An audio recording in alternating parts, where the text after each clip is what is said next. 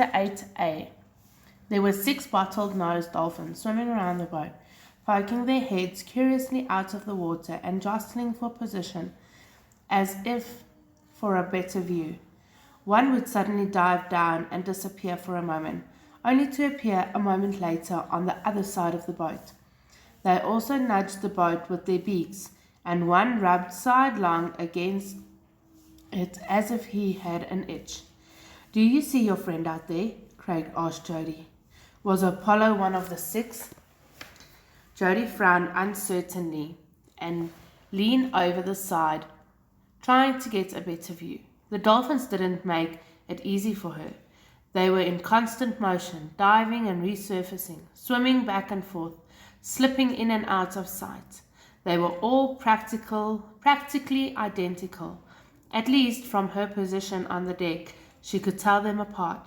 Maybe if she was closer, she would be able to see that one carried that funny curving little mark on the side of Apollo's beak.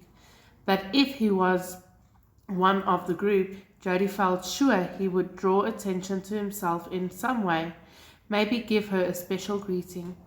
These dolphins, although they were vocalizing, clicking and whistling and blowing, seemed to be talking to one another, not to her.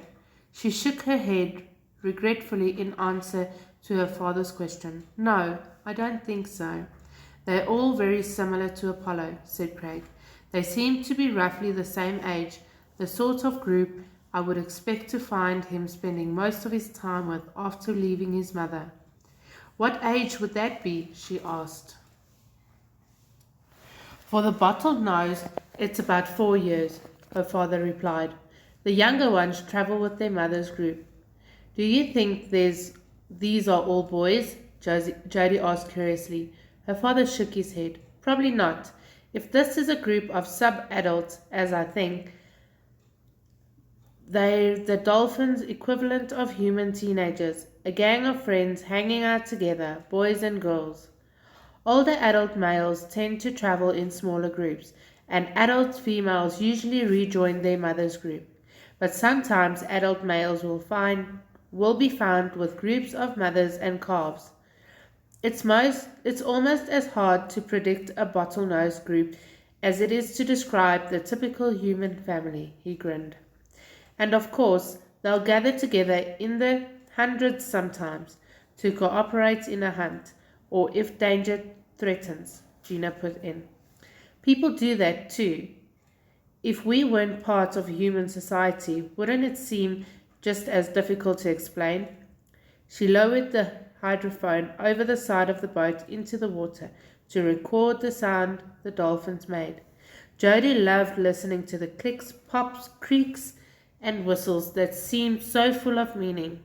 She firmly believed dolphins had their own language, and she had a dream that someday she would be able to understand it.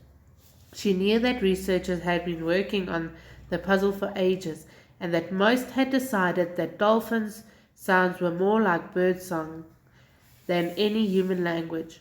But history was full of experts who had been proved wrong. Maybe when she grew up, she would design a computer program that could translate Dolphinese into English. Dr. Jefferson Taylor hauled himself out of the hatchway onto the deck. He was not wearing his sunglasses, but had put on a wide-brimmed straw hat. He was carrying a small canvas bag. He paused, removed the handkerchief from his pocket, and mopped his face, sighing. "I'd really like to rest for a little while after that delicious meal," he said, but I'm afraid I'm someone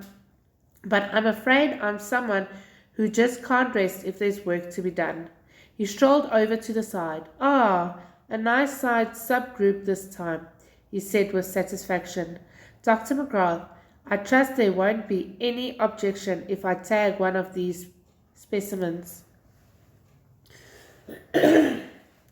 Jody tensed anxiously. She felt like shouting at him that they weren't specimens, they were dolphins, but she felt her father's hand rest warmingly on her back, and she kept quiet. She saw her parents exchange a glance. Gina said, "Of course, that's fine, but as Greg mentioned to you before, we are on the move and we can't guarantee to stay within the dolphins' range. Dr. Taylor frowned.